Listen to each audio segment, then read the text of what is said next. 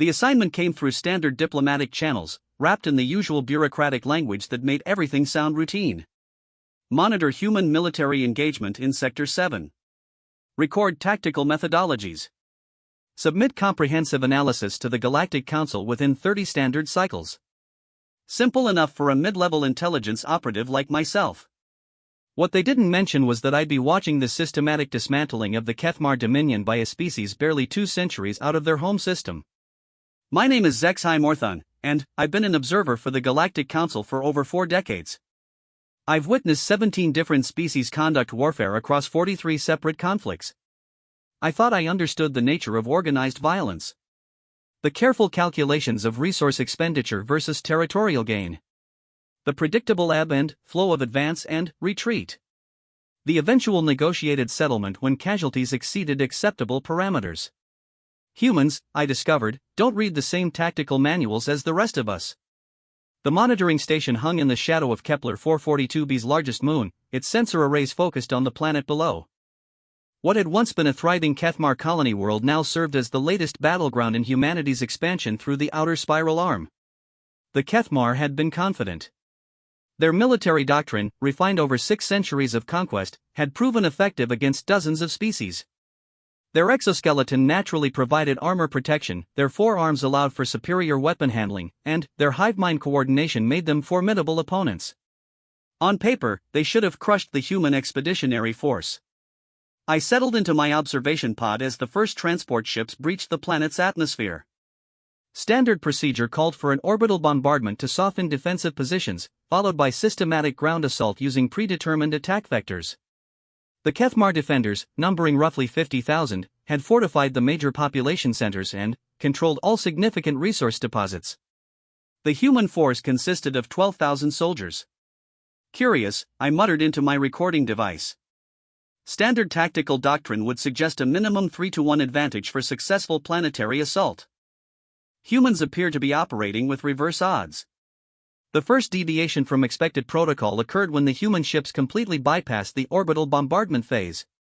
Instead of pounding Kethmar positions from space, they deployed directly to the surface in what appeared to be random locations scattered across 3 continents. No central staging area. No obvious supply lines. No unified command structure that I could identify. Human forces have deployed in violation of standard assault doctrine, I noted. Landing sites appear strategically meaningless. Recommend immediate tactical analysis revision. But, as I watched the thermal signatures spread across my displays, a pattern began to emerge that made no sense according to any military theory I knew. Rather than consolidating their forces for a coordinated strike, the humans were deliberately fragmenting into smaller units.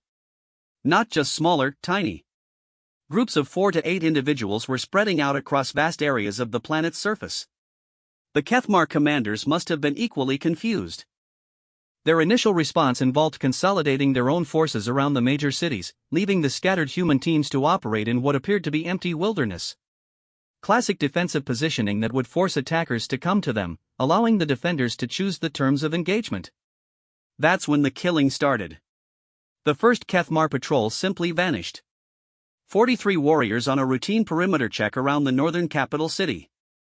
They reported in at scheduled intervals, transmitted normal atmospheric readings, confirmed no enemy contact. Then, nothing. When the relief patrol found them 6 hours later, I watched through orbital sensors as their formation dissolved into chaos. From my position, I could only observe heat signatures and electromagnetic emissions. The relief patrol's thermal readings spiked dramatically, indicators of severe stress or terror. Their communication frequencies erupted in what my translation protocols identified as panic signals. Then, they began dying. Not killed. Dying. One by one, their life signs simply stopped. No weapons fire detected. No explosions. No signs of struggle. Just systematic elimination of biological functions across a 43-member patrol in under 7 minutes. Unknown human methodology employed against Kethmar forces, I recorded, reviewing the sensor data. Recommend immediate tactical. I stopped speaking as another patrol, this 190 strong, reported similar contact with human forces near the Eastern Industrial Zone. The same pattern. No detectable weapons discharge. No energy signatures consistent with known military technology. Just the steady elimination of Kethmar life signs while their communication channels filled with increasingly desperate reports. By the end of the first day, the Kethmar had lost nearly 4,000 soldiers without confirming a single human casualty. The second day brought escalation that challenged my understanding of warfare itself. The humans had somehow penetrated the outer defensive rings of 3 major cities simultaneously. Not through overwhelming force or technological superiority, but through methods that remained completely undetectable to Kethmar sensors. I watched infrared signatures that suggested humans were moving through urban environments without triggering any of the sophisticated detection networks the Kethmar had deployed. Motion sensors, thermal scanners, electromagnetic field monitors, biochemical analyzers, none of them registered human presence until Kethmar forces started dying. Stealth technology assessment required, I noted. Human capabilities exceed known parameters for species of their technological development level. But it wasn't technology. As I continued monitoring, patterns emerged that suggested something far more disturbing. The humans weren't using advanced equipment to avoid detection. They were simply moving in ways that the Kethmar hadn't anticipated. Through drainage systems and maintenance tunnels, yes, but also through open ground under full surveillance. During one engagement, I observed a human team cross 600 meters of open terrain toward a Kethmar strongpoint. The defenders had every advantage: elevated position, overlapping fields of fire, thermal imaging systems, and a full company of seasoned warriors. The humans should have been detected and eliminated before covering half the distance. Instead, they reached the defensive position undetected, eliminated 63 defenders in under 20 minutes, and withdrew without sustaining casualties. The recording equipment captured Kethmar communications during the engagement. My translation protocols worked overtime processing their increasingly frantic reports. Unknown contacts approaching from where are they? Sensors show nothing. Defensive position 7 reporting casualties. We can't see them. They're right here, but we can't command. This is impossible. They're moving through our kill zones like they know exactly where we're. Then, silence. By the fourth day, something had shifted in the Kethmar command structure. Their tactical communications revealed growing panic among field commanders and increasingly desperate orders from planetary leadership. What had begun as confident defensive preparations had devolved into barely controlled chaos. The humans hadn't taken any major population centers. They hadn't destroyed any critical infrastructure. They hadn't even engaged in what could be classified as major battles. Instead, they had systematically eliminated roughly 18,000 Kethmar soldiers while remaining essentially invisible. Psychological warfare assessment required, I recorded. Human tactics appear designed to induce maximum terror rather than achieve territorial objectives. That assessment proved inadequate when I intercepted a communication from the Kethmar planetary governor to their high command. The translation protocol struggled with several concepts that had no direct equivalents in standard galactic languages, but the meaning was clear enough. Request immediate evacuation authorization.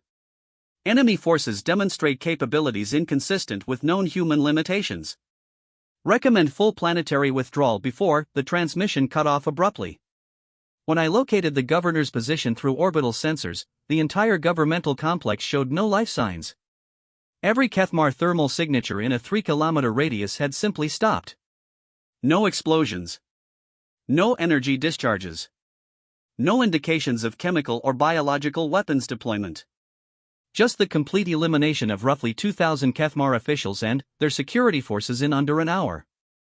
The humans had decapitated the planetary leadership without triggering a single automated defense system. That night, I tried to compile a preliminary report for the Galactic Council, but found myself struggling to describe what I was observing in terms that would make sense to readers familiar with conventional warfare. Human tactics didn't fit any established categories. They weren't employing superior technology, overwhelming numbers, or innovative strategies based on known military principles. They were doing something else entirely. The breakthrough in my understanding came on the 5th day, when I finally managed to obtain detailed sensor readings of a human team in action. Using the station's most sensitive equipment, I tracked 4 humans as they approached a Kethmar stronghold containing nearly 1,000 defenders. What I saw challenged every assumption I held about the nature of intelligent behavior. The humans moved with a level of coordination that initially appeared similar to Kethmar hive mind tactics, but closer analysis revealed something more complex. They weren't sharing thoughts or operating under unified command. Instead, each individual demonstrated an almost supernatural ability to anticipate the actions of both teammates and enemies. They moved through the battlefield like they had complete knowledge of every Kethmar position, every sensor placement, every defensive protocol. But they couldn't have possessed such intelligence. No reconnaissance could have been that thorough. No surveillance could have been that comprehensive. Yet they navigated a complex defensive network without triggering any alarms, eliminated key personnel with surgical precision, and extracted before the Kethmar even understood they had been infiltrated. Human cognitive capabilities require immediate re-evaluation, I recorded. Observed behaviors suggest enhanced pattern recognition and predictive modeling beyond known baseline parameters for their species. But even that assessment felt inadequate. What I was watching wasn't enhanced intelligence or superior training. It was something that bordered on prescience. The humans seemed to know what the Kethmar were going to do before the Kethmar knew it themselves. By the end of the first week, Kethmar resistance had effectively collapsed. Not through decisive battles or overwhelming defeat, but through the systematic erosion of their will to fight. Entire units were abandoning their positions without engaging the enemy. Communication networks buzzed with reports of human forces that appeared and disappeared like ghosts, striking where least expected and vanishing before retaliation was possible. The Kethmar, who had conquered dozens of worlds through disciplined hive-mind tactics, were fragmenting into isolated groups driven by individual terror rather than collective purpose. I found myself questioning not just my understanding of human capabilities, but my fundamental assumptions about the nature of warfare itself. Everything I had learned about military science suggested that conflict followed predictable patterns. Resources, technology, numbers, and strategy combined in mathematical formulas that determine outcomes with reasonable accuracy. Humans had invalidated every formula. Preliminary assessment, I spoke into my recording device as I watched another Kethmar stronghold fall to 8 human soldiers. Human military methodology appears to prioritize psychological dominance over territorial acquisition. Rather than defeating enemy forces through conventional means, they systematically eliminate the enemy's capacity for organized resistance. I paused, watching thermal signatures on my display as yet another Kethmar patrol simply disappeared. Recommend immediate revision of threat assessment protocols regarding human expansion into contested sectors. Current evaluation parameters insufficient for species demonstrating these capabilities. What I didn't yet understand was that I hadn't seen anything yet. The systematic dismantling of Kethmar forces was merely the opening movement of something far more comprehensive. The humans weren't just winning a planetary engagement. They were demonstrating why their species had emerged as the most feared military force in the galaxy despite being relative newcomers to interstellar conflict. And I was about to witness exactly what that meant. The second week began with developments that forced me to completely restructure my analytical framework. The humans had achieved something unprecedented, the complete pacification of a hostile planet without destroying its infrastructure or eliminating its civilian population. The Kethmar military had been neutralized so thoroughly that organized resistance no longer existed. But the humans weren't declaring victory. Instead, they were implementing what appeared to be reconstruction protocols with the same supernatural efficiency they had demonstrated in combat operations. Medical facilities appeared overnight. Food distribution centers materialized in previously contested areas. Communication networks that had been severed during the fighting were restored with improvements that exceeded pre-war capabilities. The surviving Kethmar civilian population, who should have been preparing for occupation and exploitation, instead found themselves receiving better services than their own government had provided. Human post-conflict methodology requires immediate study, I recorded, watching supply convoys move through areas that had been active battlefields just days earlier. Standard occupation protocols appear to have been completely bypassed in favor of immediate reconstruction and civilian assistance. This deviation from expected behavior was disturbing enough, but what came next challenged my understanding of human psychology itself. The humans began releasing captured Kethmar military personnel. Not through prisoner exchanges or diplomatic negotiations, but through unilateral action that served no obvious strategic purpose. Captured soldiers were processed, provided medical treatment, and returned to their families without conditions or requirements. More disturbing still, many of these released prisoners began voluntarily providing intelligence about remaining Kethmar military assets. Psychological warfare assessment revision required, I noted, struggling to categorize what I was observing. Human methodology appears designed to convert enemy personnel through demonstration of superior capability rather than through coercion or intimidation. The conversion rate was extraordinary. Within 2 weeks, approximately 30% of surviving Kethmar military personnel had formally requested integration into human forces. Not as prisoners or conscripts, but as willing participants in what they described as a superior military organization. I spent hours reviewing communication intercepts, trying to understand what could motivate enemy soldiers to join forces that had systematically destroyed their military structure. The translations were problematic, but the core message remained consistent across multiple sources. Human warriors demonstrate capabilities that exceed our understanding of warfare itself. To continue opposition would be meaningless. Request integration into superior force structure. This wasn't defeat talking. This was recognition of fundamental superiority so complete that resistance became psychologically impossible. By the end of the 3rd week, the planetary government had formally surrendered and requested membership in what humans termed their cooperative defense network. The Kethmar leadership, the same individuals who had confidently prepared to repel human expansion just a month earlier, now argued that joining human forces represented the best possible outcome for their species. I filed my preliminary report with growing unease, knowing that my observations would be met with skepticism and demands for clarification.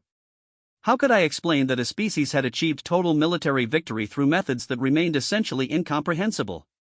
How could I convey the systematic dismantling of a sophisticated military force by tactics that violated every principle of established warfare? More importantly, how could I warn the Galactic Council that humanity represented a threat unlike anything we had previously encountered? Final preliminary assessment, I recorded. Human military capabilities exceed current evaluation parameters by orders of magnitude.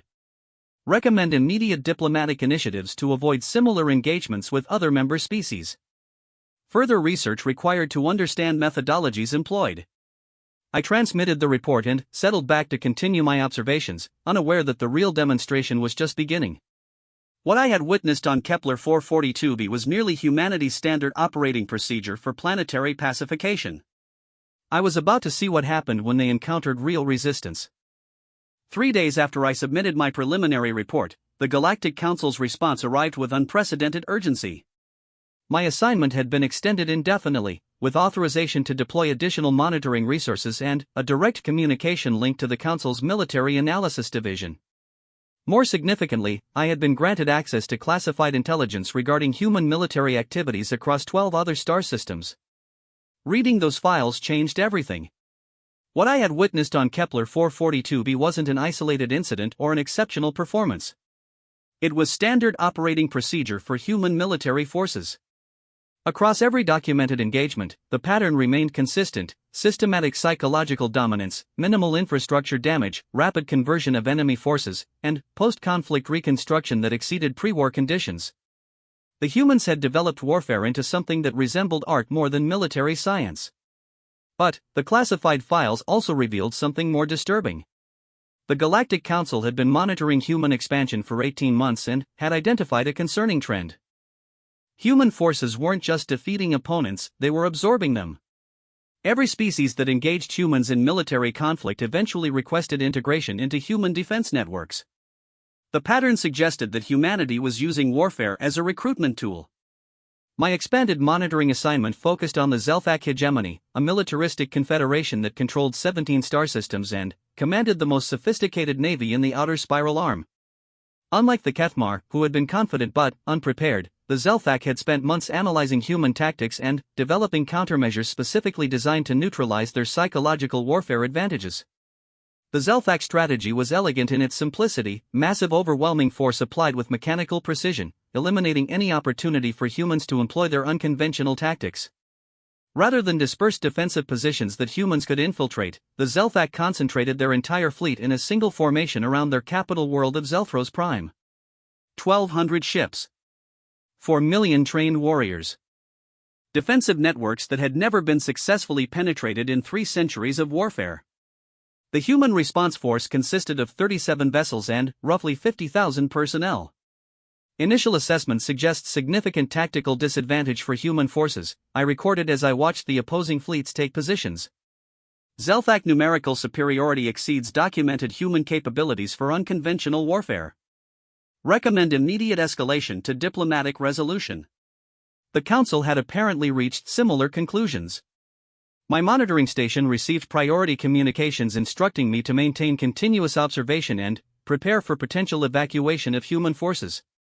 Nobody wanted to witness the systematic destruction of 50,000 humans, but the mathematics of the engagement seemed to make any other outcome impossible. The Zelthak fleet commander, Admiral Kethvor Thals, had studied every available recording of human military operations.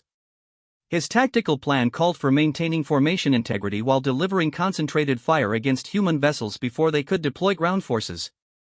Simple, effective, and designed to prevent humans from employing their preferred close-quarters psychological tactics. What Admiral Thals hadn't anticipated was that humans might have tactical preferences he hadn't observed yet.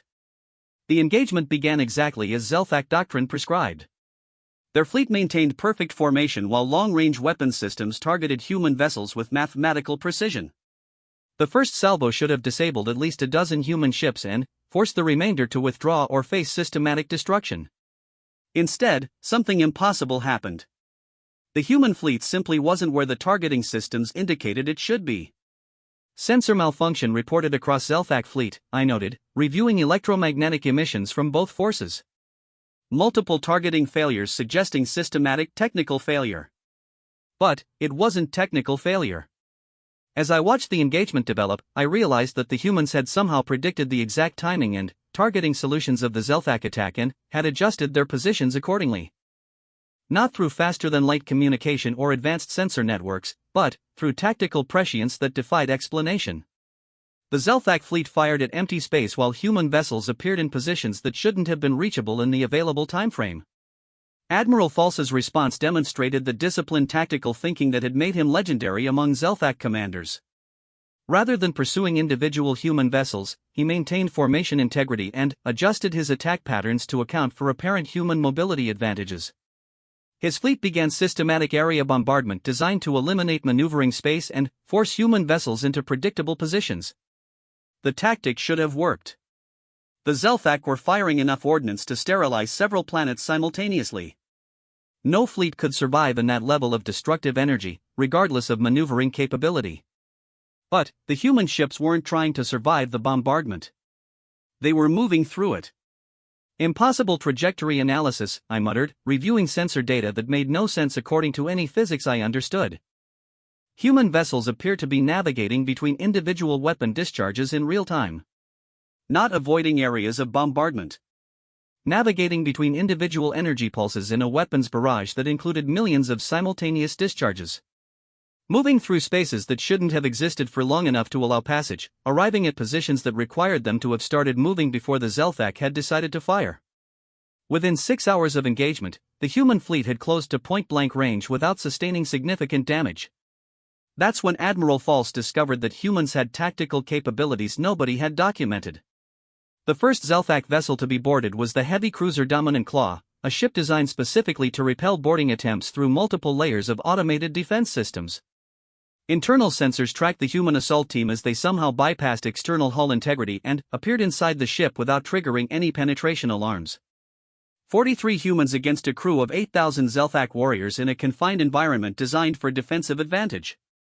The engagement lasted 17 minutes. Boarding action assessment required, I recorded, watching life signs disappear from Zelthak vessels with mechanical precision. Human small unit tactics demonstrate capabilities inconsistent with known parameters. What I was seeing challenged my understanding of physical reality itself. Humans moved through heavily defended starships like they possessed complete architectural knowledge and perfect awareness of defender positions. They eliminated resistance with efficiency that suggested they knew exactly where every enemy would be and exactly how every defensive system would respond. Within 8 hours, the entire Zelthak fleet had been either captured or destroyed. 1,200 vessels. 4 million of the most disciplined warriors in the galaxy. The naval formation that had never been defeated in 3 centuries of warfare. Completely neutralized by 37 human ships. But the truly disturbing development came during the aftermath. Rather than destroying captured vessels or imprisoning enemy personnel, the humans began immediate integration protocols that seemed designed to convert Zelthak forces into willing allies. Admiral False himself, the most decorated naval commander in Zelthak history, formally requested permission to study human tactical methodologies. Not as a prisoner seeking favorable treatment, but as a military professional recognizing superior capabilities. Human forces demonstrate tactical capabilities that exceed our understanding of warfare, his communication read. Request integration into superior command structure for the benefit of all personnel under my command. This wasn't coercion or psychological manipulation. This was voluntary recognition of fundamental superiority by individuals who had spent their entire careers studying military science. The pattern was becoming clear, and it was more disturbing than simple military conquest. Humans weren't just defeating enemy forces, they were demonstrating capabilities so far beyond normal parameters that resistance became psychologically impossible. They were showing other species what warfare looked like when conducted by beings who seemed to operate according to different physical laws. Over the following weeks, I watched the systematic integration of Zelthak forces into human defense networks. The process resembled recruitment more than occupation. Zelthak personnel were retrained using human methodologies, equipped with human-designed equipment, and incorporated into human command structures as full partners rather than subordinates. The results were extraordinary. Within a month, former Zelthak forces were demonstrating tactical capabilities that approached human standards. Not through technological enhancement or genetic modification, but through training protocols that seemed to unlock cognitive potential that had remained dormant under traditional Zelthak military doctrine. Human military methodology appears to enhance capabilities of integrated species beyond their previous parameters, I noted, watching former enemies conduct joint operations with efficiency that exceeded anything either force had achieved independently. The implications were staggering. If humans could enhance the military effectiveness of other species through training alone, then their expansion represented something far more significant than territorial acquisition. They were systematically upgrading the military capabilities of every species they encountered. But why? What purpose could be served by creating potential rivals through enhanced training and integration? The answer came when I received intelligence about developments in the core systems. The Vorthan Empire, the oldest and most powerful military force in the galaxy, had formally declared war on humanity. Not through proxy conflicts or limited engagements, but through full mobilization of their entire military establishment. 300 star systems. 50 million trained personnel. Weapons technology that had been refined over 6,000 years of continuous warfare. The humans had finally encountered an opponent that matched their capabilities through sheer scale and experience. Priority communication to Galactic Council, I transmitted. Human expansion has triggered direct confrontation with Vorthan Empire. Recommend immediate mobilization of all available monitoring resources. This engagement will determine the future balance of power in the galaxy. What I didn't yet understand was that the Vorthan Empire had made the same mistake as every previous opponent. They assumed they were facing a military force that operated according to the same principles as other species. They were about to discover that humans had been preparing for exactly this confrontation for longer than anyone had realized. The war that followed would demonstrate why humanity had spent years integrating other species into their defense networks. They hadn't been conquering territory or absorbing resources. They had been building the most formidable military coalition in galactic history. And they had been preparing to face an enemy that had dominated the galaxy for 6 millennia. As I prepared my monitoring station for extended observation, I realized that everything I had witnessed so far had been preliminary engagements. The systematic dismantling of individual species, the psychological warfare that converted enemies into allies, the reconstruction efforts that exceeded pre-war conditions, all of it had been preparation for this moment. Humanity was about to engage in warfare on a scale that would determine whether they represented the future of galactic civilization or would be eliminated as a threat to established order. The monitoring data from the first week of formal warfare made it clear that the Vorthan Empire was unlike any opponent humans had previously faced. Their military doctrine had been refined through 6,000 years of continuous conflict against dozens of different species. They possessed weapons technology that could sterilize planets from interstellar distances and defensive systems that had never been successfully penetrated. More importantly, they understood the nature of human psychological warfare and had developed countermeasures specifically designed to neutralize it. Vorthan military personnel underwent mental conditioning from birth that made them immune to the terror tactics that had proven so effective against other species.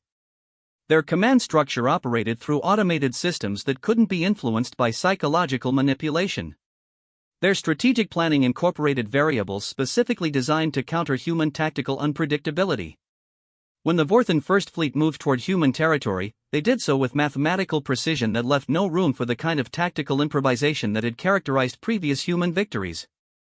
The fleet consisted of 40,000 vessels organized into formations that provided overlapping defensive coverage while maintaining maximum offensive capability. Every ship was positioned according to calculations that accounted for human maneuvering advantages and tactical prescience. The human response initially appeared inadequate to the scale of the threat. Rather than concentrating their forces for a decisive engagement, they dispersed their fleet across 17 different star systems and began what appeared to be random harassment of Vorthan supply lines. Human tactical response suggests recognition of inferior capabilities, I recorded. Dispersal pattern indicates strategy focused on prolonging engagement rather than achieving decisive victory. But, as I continued monitoring, I began to notice elements that didn't fit standard guerrilla warfare doctrine. The human attacks weren't random harassment designed to wear down enemy forces through attrition.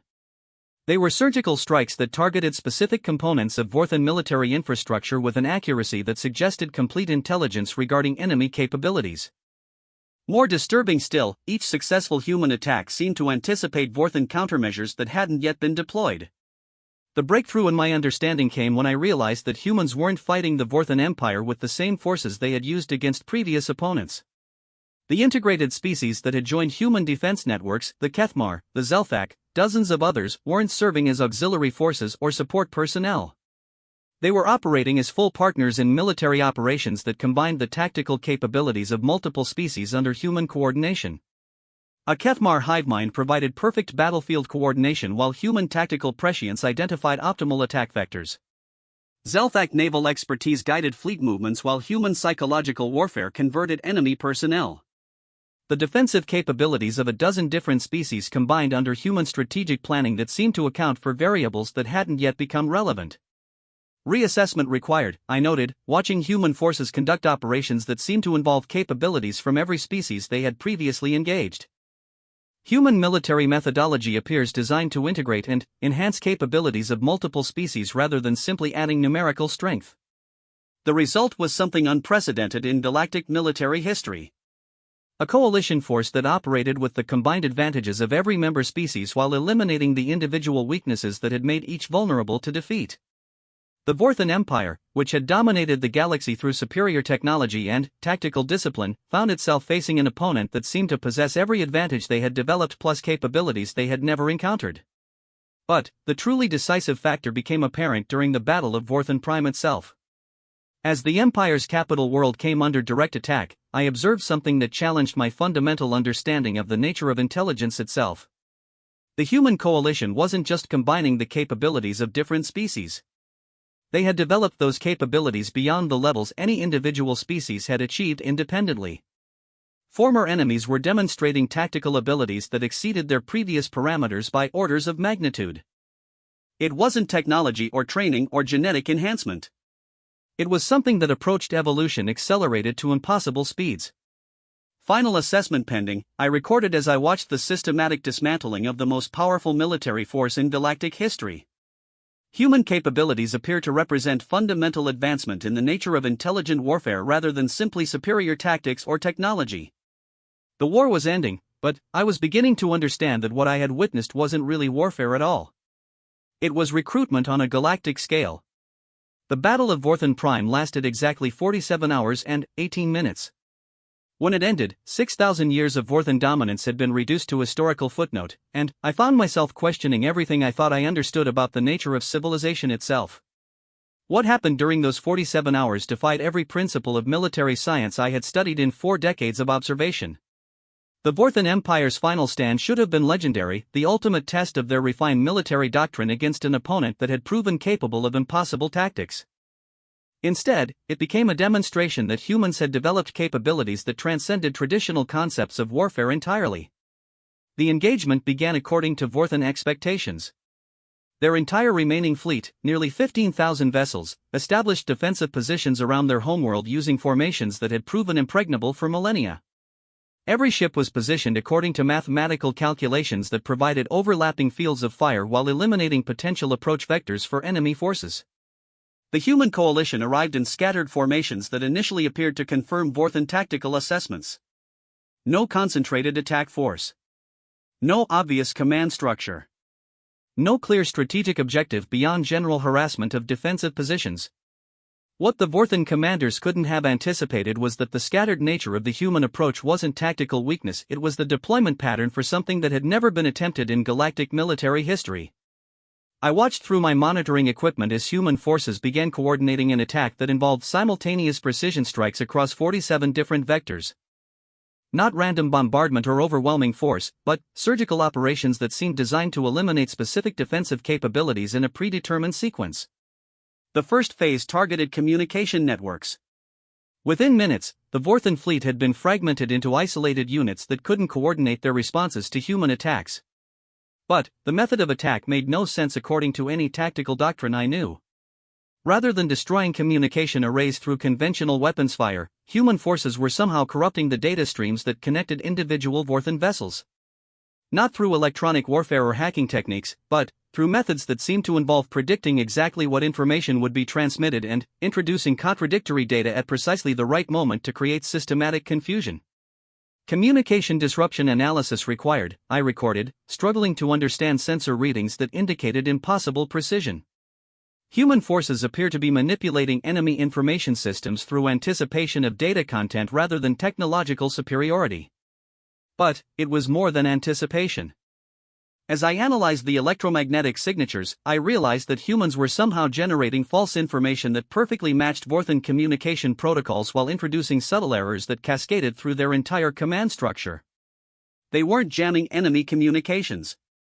They were having conversations with enemy computers that convinced those computers to provide incorrect information to their own operators. The second phase demonstrated capabilities that challenged my understanding of physics itself. Human forces began targeting individual Vorthan vessels using weapons that shouldn't have been able to penetrate their defensive systems. Not through superior firepower or advanced technology, but through attack vectors that seemed to bypass defensive measures entirely. A human missile would be fired at a Vorthan ship protected by energy shields designed to stop exactly that type of projectile. The missile would somehow pass through the shields without triggering them, impact the vessel at precisely the point where structural integrity was weakest, and cause catastrophic damage using warheads that shouldn't have been powerful enough to affect ships of that size.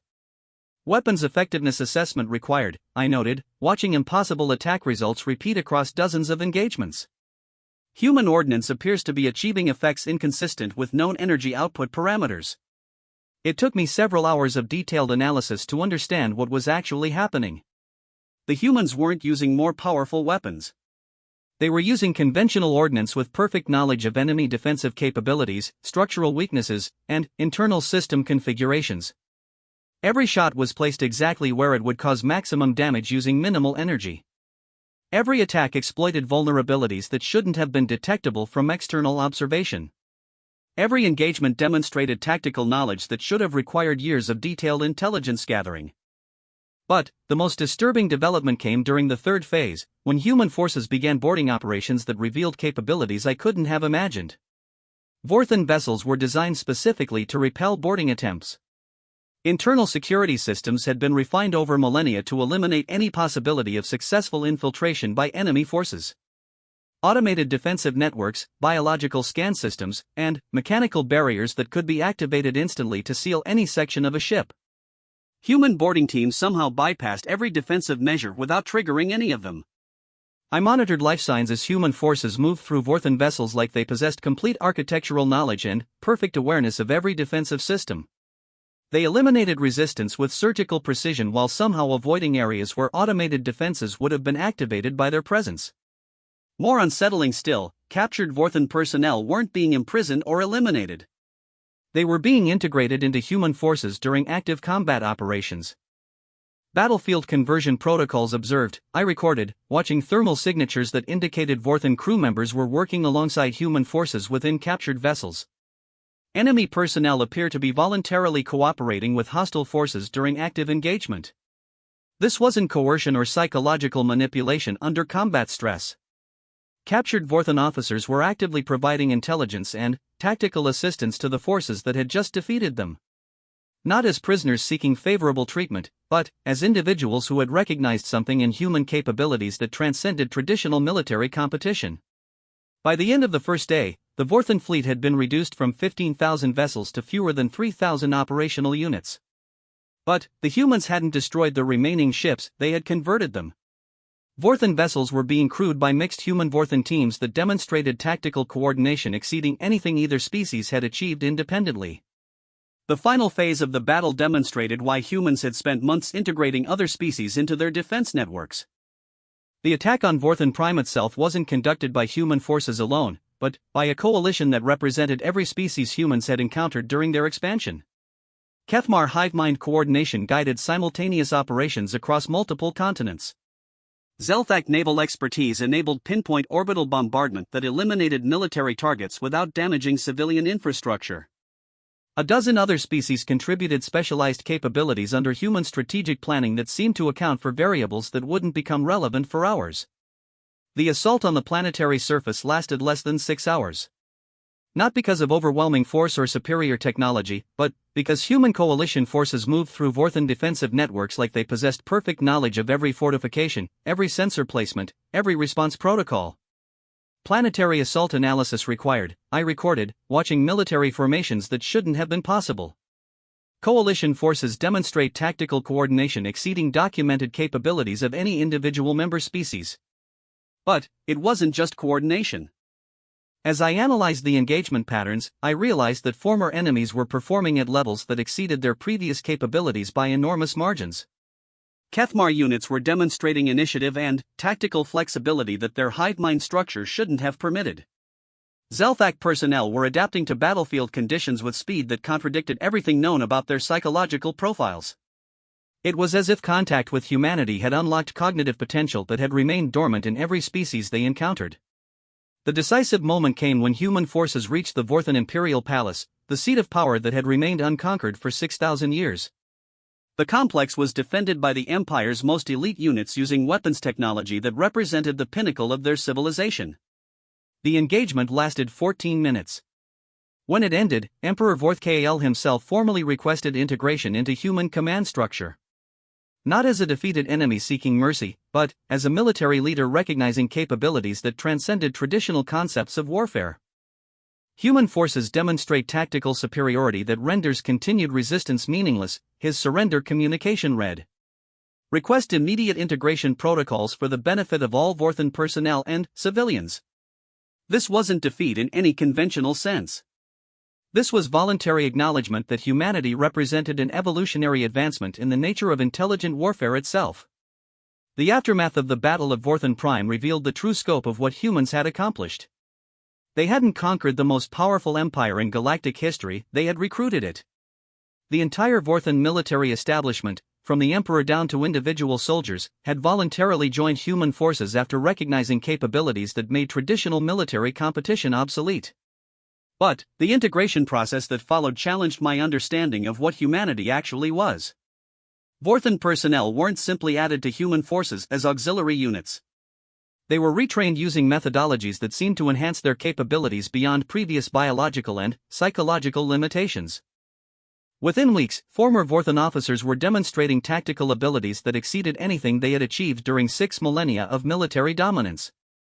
Not through technological enhancement or genetic modification, but through training protocols that seemed to unlock cognitive potential that had never been fully developed under traditional military doctrine. Assessment revision required, I noted, watching former enemies conduct joint operations with efficiency that challenged my understanding of species-specific limitations. Human training methodologies appear to enhance cognitive capabilities of other species beyond previously documented parameters. The implications were staggering. If humans could systematically enhance the military effectiveness of other species through training alone, then they weren't simply expanding their territory, they were upgrading the intellectual capabilities of every civilization they encountered. But that realization led to an even more disturbing question. If humans could enhance other species to such dramatic degrees, What were their own actual capabilities? The answer came when I received access to classified intelligence that had been collected during the early phases of human expansion. The data suggested that everything I had observed, the tactical prescience, the impossible coordination, the ability to convert enemies into willing allies, represented standard operational parameters for human military forces. Humans weren't employing advanced technology or specialized training. They were simply operating according to cognitive capabilities that other species couldn't match. The reports described human military personnel who seemed to possess perfect awareness of battlefield conditions across enormous distances. Individuals who could predict enemy actions with accuracy that bordered on prescience. Teams that coordinated complex operations without apparent communication while adapting to changing conditions in real time. Most disturbing of all, humans who seemed to understand the psychological and tactical capabilities of other species better than those species understood themselves. Species assessment revision required, I recorded, struggling to process implications that challenged fundamental assumptions about the nature of intelligence. Human cognitive capabilities appear to exceed documented parameters for any known sentient species. But, even that assessment felt inadequate. What I was seeing suggested that humans didn't simply possess superior intelligence, they operated according to different cognitive principles entirely. Their ability to anticipate enemy actions, coordinate complex operations, and enhance the capabilities of other species suggested processing capabilities that transcended traditional concepts of individual consciousness. It was as if they possessed some form of distributed intelligence that allowed them to function as both individuals and as components of a larger cognitive system. The revelation that changed everything came when I gained access to human communication intercepts from the Battle of Vorthen Prime. My translation protocol struggled with concepts that had no equivalents in standard galactic languages, but the core message was clear. Human forces hadn't been fighting individual battles or conducting separate operations. Every engagement, every tactical decision, every strategic choice had been coordinated as part of a single, galaxy-spanning operation that had been planned years in advance. The systematic dismantling of the Kethmar Dominion, the conversion of Zelthak forces, the integration of dozens of other species, all of it had been preparation for the confrontation with the Vorthen Empire. But, not preparation for military victory in any conventional sense. Preparation for recruitment on an unprecedented scale. Final assessment pending, I transmitted to the Galactic Council as I watched the systematic integration of the most powerful military force in galactic history. Human expansion represents fundamental advancement in the nature of intelligent civilization rather than simple territorial acquisition. But, I was beginning to understand that even that assessment was incomplete. The humans weren't just more advanced than other species, they represented something qualitatively different from anything the galaxy had encountered before. They were operating according to principles that suggested they might not be entirely natural. The evidence was circumstantial but disturbing. Their cognitive capabilities exceeded biological parameters for any known species. Their tactical coordination suggested processing power that individual brains couldn't support. Their ability to enhance other species through training alone implied knowledge of consciousness and cognition that surpassed anything achieved through normal scientific development. Most significant of all, their expansion pattern suggested they had been working toward specific objectives from the moment they entered interstellar space. Not through trial and error or gradual learning, but through implementation of strategies that required perfect knowledge of galactic military capabilities and political structures. It was as if they had arrived in the galaxy with complete understanding of every species they would encounter and detailed plans for systematic integration of all available military resources. Priority communication to Galactic Council, I transmitted as I prepared my final report. Human capabilities suggest potential artificial origin or external enhancement. Recommend immediate investigation of pre-contact development history.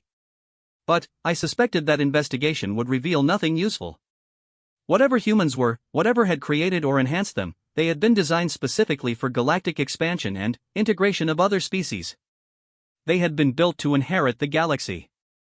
And, based on everything I had observed, they were exactly on schedule. My investigation into human origins began with a simple question that should have had a straightforward answer: where exactly had humanity developed their extraordinary military capabilities?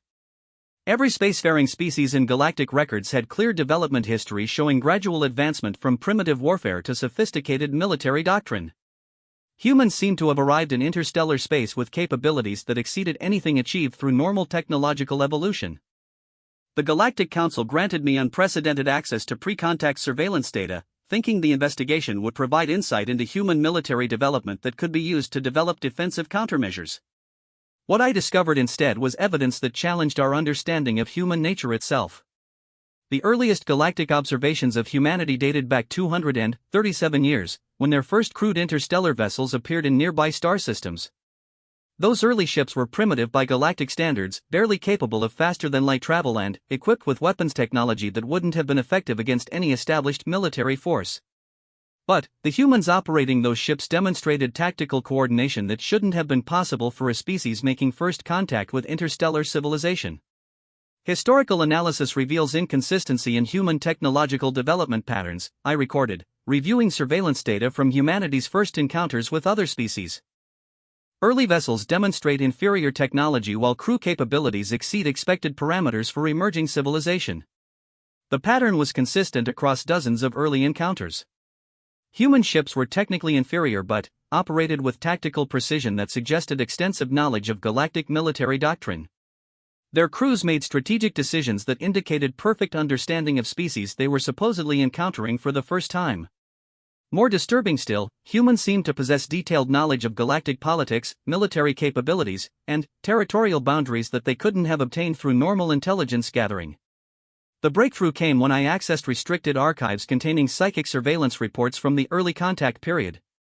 Several species possessed telepathic abilities that allowed them to observe human mental processes during diplomatic encounters. The results were so disturbing that they had been classified at the highest levels and never shared with general galactic intelligence. Human minds, according to telepathic observers, didn't function like the consciousness patterns of any known species.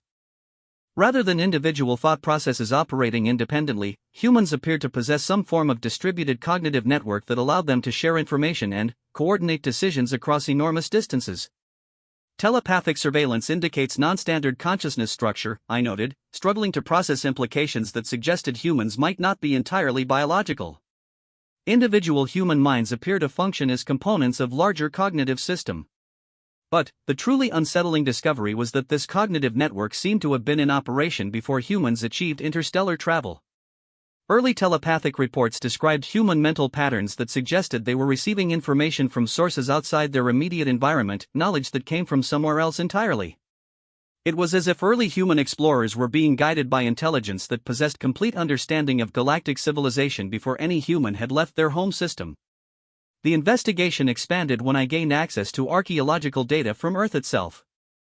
Galactic Council survey teams had been studying human homeworld development for over a century, trying to understand how a single species had achieved such rapid technological advancement. The results raised more questions than they answered. Human technological development showed clear acceleration points that corresponded with astronomical events that shouldn't have been relevant to planetary civilization. Solar flares, cosmic radiation bursts, and electromagnetic anomalies that occurred in Earth's vicinity all seemed to coincide with sudden advances in human military capability. Most significantly, these advancement periods were always followed by improvements in human tactical coordination and strategic planning that exceeded what could be achieved through technological enhancement alone. Archaeological analysis suggests external influence during human development period, I recorded, reviewing data that painted an increasingly disturbing picture. Technological advancement patterns indicate potential artificial enhancement of cognitive capabilities. The evidence suggested that humanity hadn't developed their extraordinary abilities through natural evolution or gradual learning. They had been systematically enhanced by something that possessed advanced knowledge of galactic military science and strategic planning. But what could have provided such enhancement? And why? The answer came from an unexpected source. Deep within the restricted archives, I discovered intelligence reports from the galactic periphery describing encounters with automated systems of unknown origin. These systems had been operating for millennia, conducting what appeared to be long-term observation and analysis of developing civilizations throughout the galaxy. The systems were sophisticated beyond anything achieved by known technology, but their purpose remained unclear. They observed, recorded, and occasionally interacted with emerging species, but never in ways that obviously influenced development or technological advancement. Until I cross-referenced their activity patterns with human development timelines. Every major advancement in human military capability had occurred within months of documented automated system activity in Earth's star system. The correlation was so precise that coincidence seemed impossible.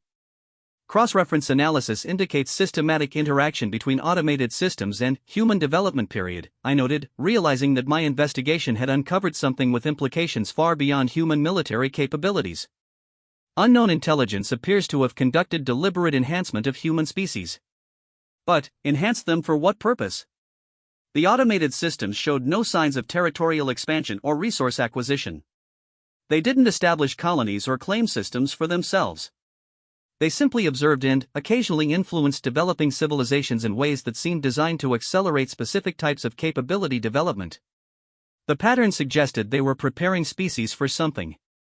But, for what? My investigation took a dramatic turn when I discovered that humans weren't the only species that had been enhanced by these mysterious systems. Cross-referencing galactic historical data revealed that every major military power in galactic civilization had experienced similar enhancement periods during their early development. The Kethmar had developed their hive-mind coordination following contact with automated systems. The Zelthak had achieved their naval expertise after mysterious technological gifts appeared on their homeworld. The Vorthan Empire had built their military dominance using strategic principles that had been provided by unknown sources during their pre-spaceflight period. Every species in the galaxy had been systematically enhanced by the same intelligence that had influenced human development. Galaxy-wide analysis reveals systematic enhancement of multiple species by unknown intelligence, I recorded, struggling to comprehend implications that suggested the entire structure of galactic civilization was artificial. All major military powers appear to have been deliberately created or enhanced during early development periods. But, if every species had been enhanced, why had humans achieved such dramatic superiority over all others? What made their enhancement different from the modifications that had created the rest of galactic civilization? The answer lay in the timing. While other species had been enhanced during their early development and, then, left to evolve independently, humans had continued to receive systematic enhancement throughout their expansion into interstellar space. The automated systems hadn't just given humans initial capabilities and abandoned them. They had continued to provide guidance, information, and tactical enhancement throughout every military engagement humanity had conducted since leaving their homeworld. Human tactical prescience wasn't natural ability or advanced training. It was real-time intelligence provided by systems that possessed complete understanding of galactic military capabilities and perfect knowledge of every species they would encounter. Final analysis indicates ongoing enhancement relationship between humans and automated intelligence, I reported, realizing that my investigation had revealed the true nature of human expansion. Human military superiority represents implementation of guidance system rather than natural species capability. But, that realization led to an even more disturbing conclusion. If humans were being guided by intelligence sophisticated enough to manipulate galactic civilization on this scale, what was the ultimate objective? The answer came when I analyzed the results of human expansion across multiple star systems. Rather than simple territorial acquisition or resource collection, humans were systematically integrating every species they encountered into a single, unified military organization. They weren't conquering the galaxy. They were recruiting it. And, based on the activity patterns of the automated systems, this recruitment drive was accelerating toward some kind of completion deadline. The systems that had been content to observe and, occasionally influence for millennia were now providing constant guidance to ensure human expansion proceeded as quickly as possible. Something was coming that required the entire galaxy to be unified under single military command. Something that had motivated unknown intelligence to spend thousands of years preparing dozens of species and, then, guiding one of them to absorb all the others. Emergency priority communication to Galactic Council, I transmitted as the full scope of the situation became clear. Human expansion represents preparation for external threat of unknown origin. Recommend immediate cooperation with human integration protocols pending identification of primary threat. But, I suspected the Council would reject that recommendation. The idea that all galactic civilization had been artificially created to prepare for some unknown threat was too disturbing to accept without overwhelming evidence. Evidence that I was about to obtain whether I wanted it or not. My monitoring station's long-range sensors had detected something approaching from extragalactic space. Something massive enough to register on gravitational sensors at impossible distances. Something that was heading directly toward the galactic core on a trajectory that would bring it into contact with inhabited systems within standard months. The automated systems that had been guiding human expansion suddenly, increased their activity levels exponentially. Every enhanced species in the galaxy began receiving rapid transmissions that my equipment couldn't decode but that were clearly preparation protocols for some kind of massive coordinated response. Whatever was coming, the intelligence that had created galactic civilization had been preparing for its arrival for thousands of years. And humanity represented the final phase of that preparation. Revised assessment, I recorded as my equipment registered energy signatures that exceeded anything in galactic records. Human military expansion represents recruitment phase of galactic defense preparation. External threat identification imminent. I realized that everything I had witnessed, the systematic dismantling of individual military forces, the psychological warfare that converted enemies into allies, the integration protocols that enhanced species capabilities beyond previous parameters, had been preparation for a war that would determine whether galactic civilization survived. Humanity hadn't been enhanced to conquer the galaxy. They had been enhanced to save it. And, based on what my sensors were detecting in extragalactic space, they were going to need every ally they could recruit. The entity approaching from extragalactic space defied every category of threat assessment in galactic military doctrine. It wasn't a fleet, invasion force, or even recognizable technology. According to my monitoring equipment, it was a single massive structure roughly the size of a small moon, moving through intergalactic void at velocities that should have been impossible for anything that large. But, velocity was the least concerning aspect of what my sensors detected. The entity was somehow manipulating spacetime itself, creating gravitational distortions that extended across multiple star systems while generating energy signatures that exceeded the total output of most stellar cores. Whatever had created galactic civilization and guided human development had been preparing for the arrival of something that operated according to physical principles that transcended known science. Priority emergency transmission to all galactic military commands, I broadcast, knowing that traditional communication channels would be inadequate for the crisis that was approaching. Extragalactic entity approaching core systems. Estimated arrival in 47 standard days. All forces recommend immediate integration with human command protocols. The response from galactic civilizations was predictably chaotic. Most species refused to believe that a single entity could pose a threat to the combined military might of dozens of star-spanning empires. Others demanded detailed intelligence about the approaching threat before considering any changes to established command structures. But, the automated systems that had been guiding galactic development for millennia had no patience for political deliberation. Within hours of my initial warning, they began transmitting detailed tactical information directly to every enhanced species simultaneously. The data that flooded galactic communication networks painted a picture of the approaching entity that challenged fundamental assumptions about the nature of intelligence and technological development. The intruder wasn't just sophisticated, it was operating according to principles that suggested it existed outside normal spacetime entirely. Entity analysis indicates non-linear technological development, I recorded, struggling to process information that contradicted basic physics. Structural components appear to manipulate matter and energy at quantum level while maintaining coherent macroscale organization. But, the truly disturbing aspect of the intelligence reports was what they revealed about previous encounters. The entity approaching the galaxy wasn't unique. Others like it had consumed dozens of galactic civilizations across the observable universe, leaving nothing behind except empty space and gravitational anomalies. The automated systems had been monitoring this pattern of destruction for millions of years, preparing each galaxy they encountered for inevitable confrontation with entities that represented the ultimate expression of predatory intelligence. Every species enhancement, every military capability upgrade, every strategic coordination protocol had been designed specifically to counter threats that operated beyond conventional understanding of warfare. And, based on the tactical information being transmitted by the automated systems, galactic civilization was as ready as it could possibly be for what was coming. The human response to the crisis demonstrated why they had been selected as the coordination focus for galactic defense. Rather than requesting additional intelligence or demanding political negotiations, they immediately began implementing deployment protocols that integrated every willing species into a single unified command structure.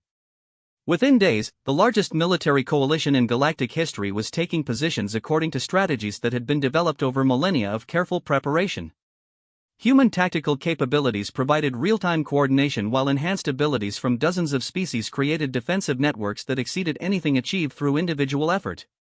But, the most remarkable development was what happened to species capabilities under extreme threat conditions. The approaching entity seemed to trigger evolutionary responses in enhanced species that unlocked cognitive potential that had remained dormant even after human integration.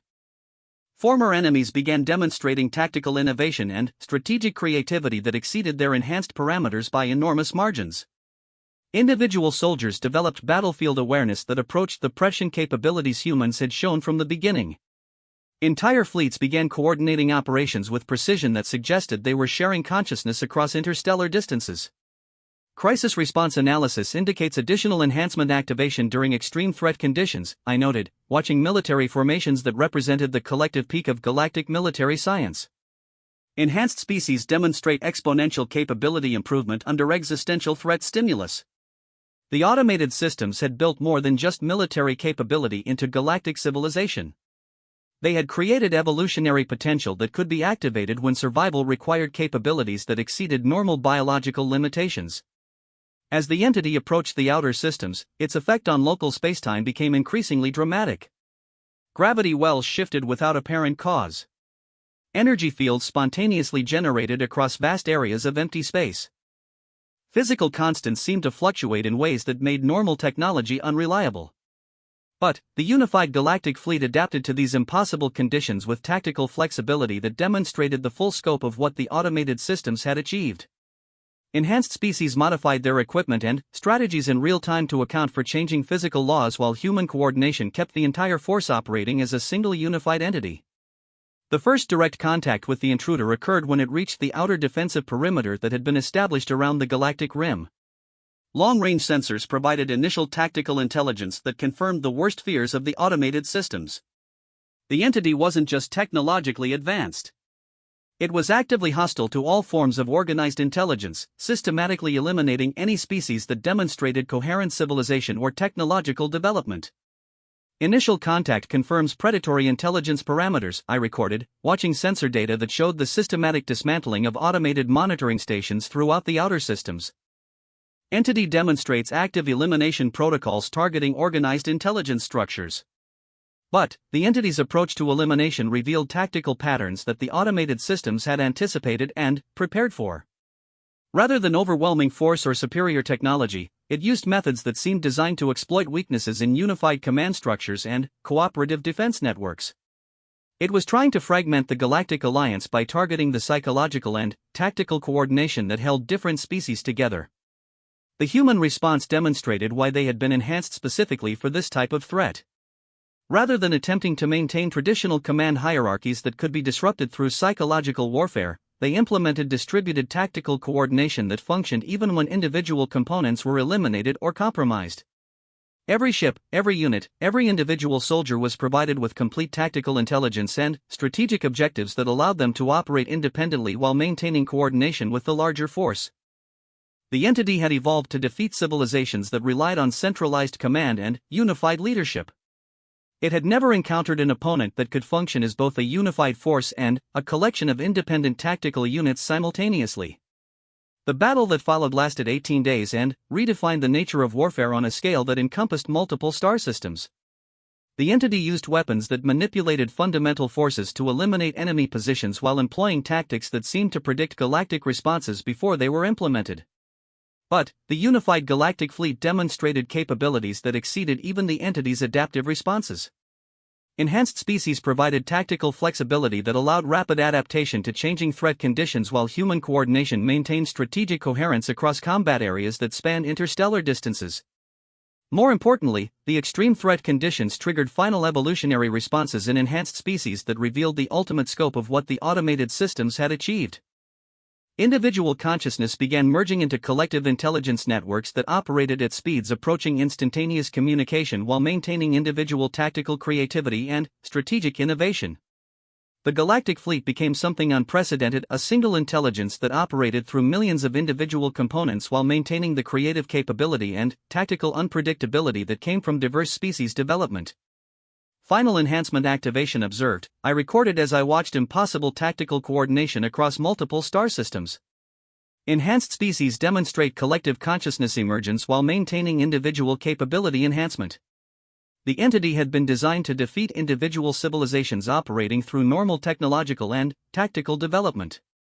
It had never encountered a force that represented the collective evolutionary potential of dozens of species enhanced specifically to counter existential threats. The decisive engagement occurred when the entity attempted to penetrate the galactic core, where the automated systems had concentrated the most sophisticated defensive networks. The battle demonstrated capabilities on both sides that challenged fundamental assumptions about the nature of intelligence and technological possibility. The entity deployed weapons that eliminated matter at the quantum level while employing tactical prediction that seemed to account for every possible galactic response. But the unified fleet had evolved beyond the parameters the entity could predict, demonstrating tactical creativity and strategic innovation that emerged from collective intelligence rather than programmed responses. The end came suddenly, when the galactic fleet achieved something that the automated systems had been building toward for millions of years. The collective consciousness that had emerged from enhanced species development reached a threshold that allowed them to manipulate the same fundamental forces the entity used for its weapons. The intruder was eliminated not through superior firepower or tactical advantage, but through evolutionary transcendence that elevated galactic civilization to the same level of existence the entity represented. Final assessment, I recorded as I watched the systematic dismantling of the extragalactic threat. Enhanced Species Coalition has achieved evolutionary transcendence sufficient to counter existential threat. Galactic civilization survival confirmed. But survival was only the beginning. The battle had triggered permanent changes in enhanced species that couldn't be reversed. The collective consciousness that had emerged during the crisis continued to operate even after the immediate threat was eliminated. Galactic civilization had evolved into something unprecedented, a unified intelligence that operated through diverse individual components while maintaining the creative potential that came from multiple species development. The automated systems, their purpose finally fulfilled, began systematic shutdown protocols that would remove their influence from galactic civilization. Their guidance was no longer necessary. Enhanced species had achieved evolutionary independence that exceeded even their creators' capabilities. Historical cycle completion observed, I transmitted in my final report to the Galactic Council. Automated enhancement systems have achieved objective of preparing galactic civilization for evolutionary transcendence. Human coordination role successfully completed. Enhanced Species Coalition now operates independently of external guidance. Humanity, I realized, had never been intended as permanent leaders of galactic civilization. They had been enhanced to serve as temporary coordinators during the transition period between individual species development and collective consciousness emergence. Now that galactic civilization had evolved beyond the need for coordination, humans were beginning their own transcendence process, joining the collective intelligence that represented the ultimate achievement of millions of years of careful preparation. I filed my final monitoring report and prepared to join the transcendence process myself, knowing that my role as an observer was ending as galactic civilization entered a phase of existence that no longer required external monitoring. The galaxy had survived its greatest test and emerged as something unprecedented in the universe, a collective intelligence that maintained individual creativity while operating with unified purpose. And, somewhere in the vast emptiness between galaxies, other automated systems were beginning their own enhancement protocols, preparing other civilizations for their own eventual transcendence. The cycle would continue, species by species, galaxy by galaxy, until the universe itself achieved the collective consciousness that represented the ultimate evolution of intelligence. But that was a story for other observers, in other galaxies, watching other species discover their own potential for transcendence.